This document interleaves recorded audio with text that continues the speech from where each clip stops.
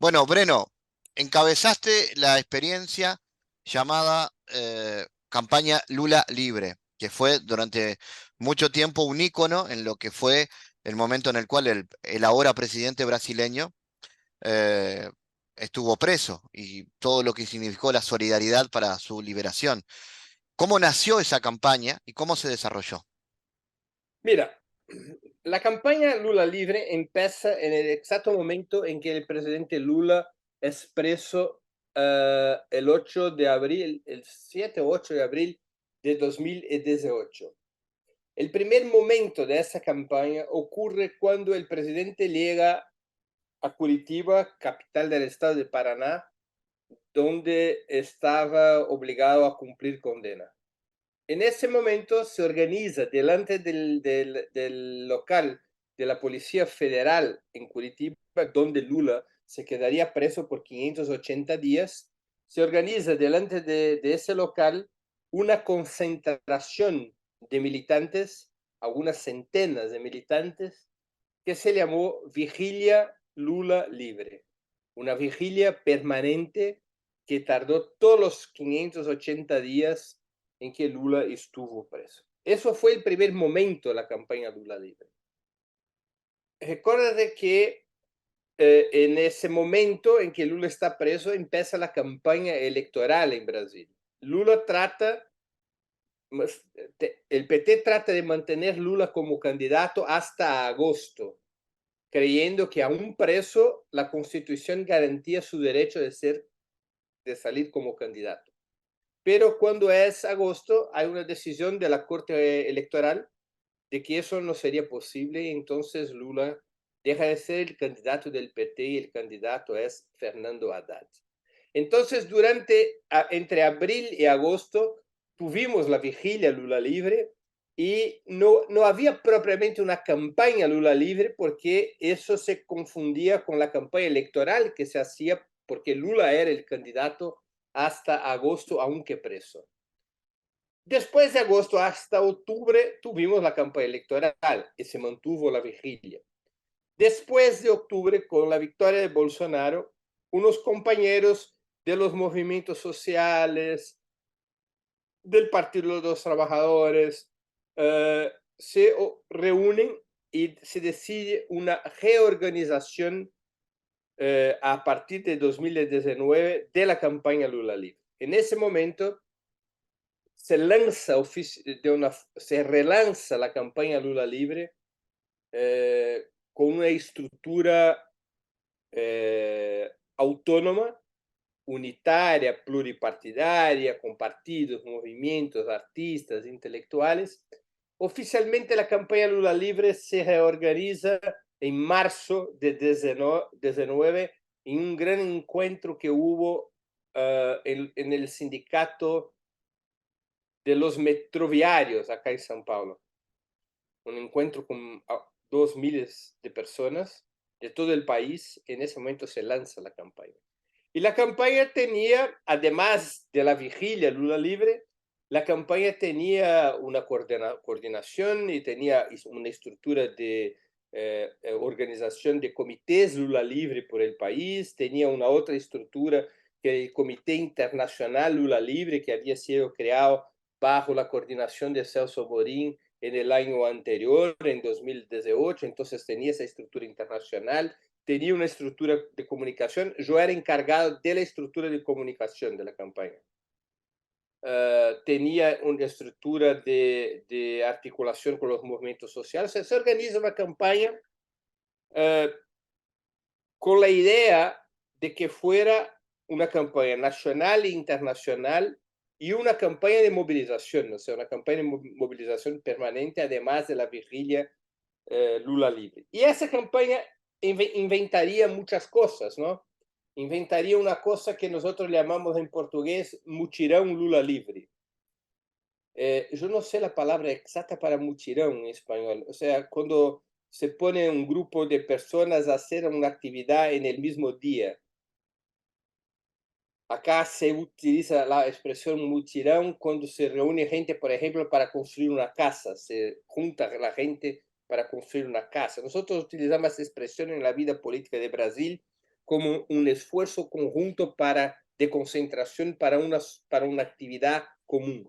Entonces se empezó a hacer esos mutirões Lula Libre, una vez al mes, en que por todo el país y en el exterior se hacía una actividad de panfleteo, de volanteada, o una actividad de movilización con concentraciones delante de las embajadas en el exterior, con concentraciones en muchas ciudades acá en Brasil. O sea, era una actividad, se preparaba un material especial para eso. Entonces, eso fue una de las actividades. Otra actividad importante ha sido la organización de los comités Lula Libre por todo el país. Eso también ha sido algo bastante importante en aquel entonces. Y se organizó una campaña comunicacional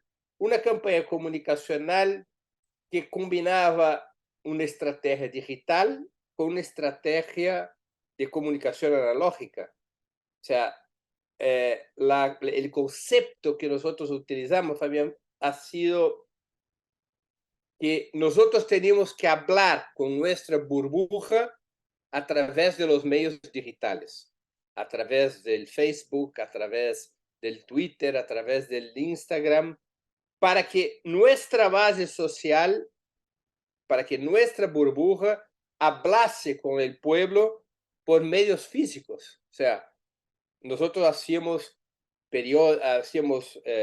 panfletos, periódicos, carteles, o sea, todo tipo de material impreso para que la gente pudiera ir casa a casa, calle a calle y hablar con el pueblo sobre el tema Lula Libre. Entonces, básicamente ha sido así y la campaña sigue hasta en los primeros momentos de 2021, cuando finalmente en 8 de marzo de 21, el ministro Edson Fachin de la Corte Suprema anula las condenas de Lula. Entonces, es una campaña que tuvo, o sea, en su fase reorganizada, es una campaña que tuvo 2 años de existencia, bastante exitosa. O sea que si hablamos en términos de comunicación política, el objetivo de la audiencia, digamos, a la cual iba destinado esto, era a los propios militantes del PT o adherentes a Lula. No era una campaña global, masiva. Era una campaña que nosotros creíamos que era una campaña por camadas. O sea, eh, nosotros utilizamos los instrumentos digitales. Mira, nosotros creamos un boletín electrónico semanal, teníamos spots diarios, teníamos mucho material para las redes sociales durante esos 2 años. Una fuerte campaña digital que hablaba con algunas centenas de miles de personas. ¿Está bien? Pero en términos de Brasil, eso significa hablar con la militancia. Estamos hablando de una comunicación para 1,5 millones de personas. ¿Está bien? Ese era el target de la campaña digital. Pero eso no era la única parte de la campaña comunicacional. La idea era que la campaña comunicacional debería hablar con ese 1,5 millones de personas para que ese 1,5 millones de personas participasen de la campaña, de las actividades de la campaña y en actividades a través de las cuales se hablaba con las masas. Y por las características de Brasil, que es un país con mucha pobreza, mucha desigualdad social, para hablar con la base popular de Lula y del PT, acá sigue siendo necesarios medios físicos, volanteadas, panfletajes, ¿no? Acá no es suficiente las redes sociales para hablar con las masas más pobres del pueblo. Pero la idea era hacer con que ese millón y medio de personas de alguna manera participasen de la campaña, de las volanteadas, de los meetings, de las concentraciones, de los encuentros, y que ese millón y medio de personas repercutiesen la campaña para allá de esa burbuja de izquierda. Entonces, se comprendía la campaña comunicacional con esas dos etapas, ¿no? Con esas dos, con esas dos camadas, ¿no?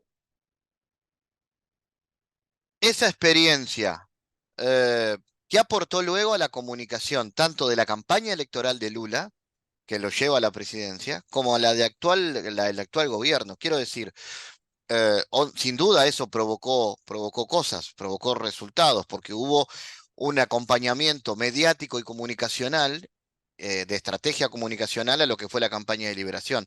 Se obtiene ese resultado y después, Mira, son fases distintas, ¿no? Porque cuando se encierra la campaña Lula Libre, que la campaña Lula Libre no era una estructura partidista, era una estructura que tuvo el apoyo del PT, claro, pero fundamentalmente la conducieron eh, cuadros de los movimientos sociales, intelectuales de izquierda, periodistas de izquierda, pero no ha sido una campaña de la estructura del PT.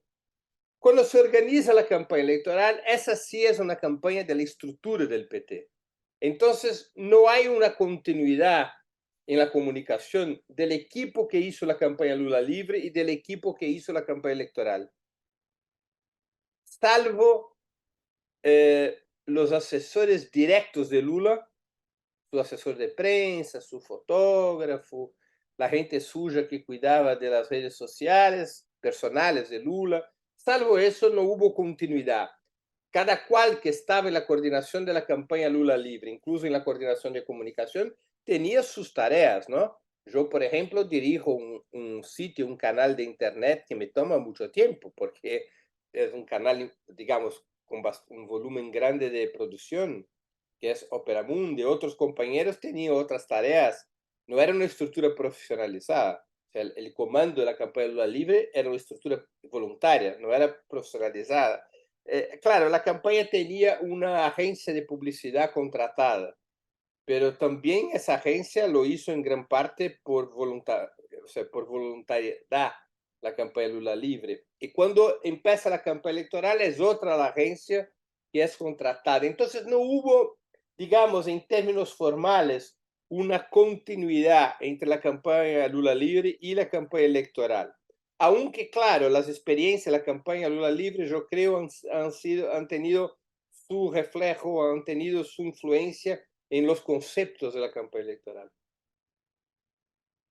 ¿crees entonces que hay una impronta que quedó registrada en esa campaña y que luego se trasladó a lo electoral y un poco a la gestión de gobierno o hay un cruce ahí? Yo creo que son tres etapas distintas, ¿sabe, Fabián? La campaña Lula Libre, la campaña electoral y el gobierno, porque cada cual tiene sus retos, ¿no? Tiene sus características. Eh, una cosa es la campaña amplia, pluripartidaria, multisocial para libertar a un expresidente injustamente condenado. Otra cosa es una campaña electoral para elegir un candidato. Y otra cosa es la comunicación de un presidente. O sea, en términos de retos, son cosas distintas, aunque yo creo que hay lecciones que una campaña aprende de la otra, ¿no? En términos conceptuales. Uh, yo creo que la campaña Lula Libre ha tenido una herencia, ha producido una herencia para la campaña electoral en términos de manejo de redes sociales, en términos de manejo de la comunicación digital, en términos de manejo de organización. Por ejemplo, la campaña electoral de Lula ha creado los comités populares. Esos comités populares han sido fundamentalmente los antiguos comités Lula Libre que se convirtieran, cambiaron de nombre para comités populares, ¿no? Que era una lógica en la campaña Lula Libre en la cual hacíase una mezcla entre la comunicación y la organización. O sea, la comunicación estaba a servicio de la organización, a servicio de la constitución de los comités Lula Libre. Y esos comités Lula Libre después se han renombrado como comités populares pro Lula. Entonces, claro, hay una continuidad en términos conceptuales, aprendizaje en términos conceptuales, pero son estructuras distintas. ¿Esta experiencia brasileña puede ser trasladable a otras situaciones donde el lawfare o donde todo lo que ha sido la persecución a líderes progresistas, han ya tenido impacto? Yo no tengo duda, porque ¿cuál es el tema central del lawfare? No es la batalla jurídica, es la batalla político-mediática, es la batalla de la opinión pública, es la batalla de las informaciones, de las ideas, de las emociones. Entonces, el enfrentamiento al lawfare, yo creo que tiene como espacio fundamental la capacidad de la izquierda en comunicarse con el pueblo. Entonces yo creo que hay que se organizar teniendo en vista ese concepto, esa realidad de que la batalla contra el lawfare es fundamentalmente una batalla mediática, porque la estructura decisiva del lawfare es la media,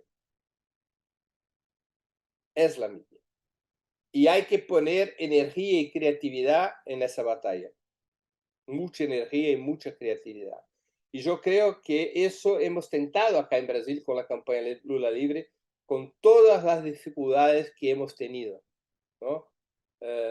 Yo creo que hemos logrado establecer una campaña político-mediática con razonable grado de potencia interna e internacional que ha permitido enfrentar el lawfare en condiciones más favorables de que se hubiéramos mantenido esa batalla en términos estrictamente judiciales o institucionales, ¿no? Creo que ese es el gran aprendizaje, esa es la gran aprendizaje, y yo creo que sí, te contestando directamente, que esa experiencia de Brasil, no en términos, digamos, de la metodología, del discurso, pero en términos del concepto, yo creo que es trasladable a otros países que vivan situaciones semejantes.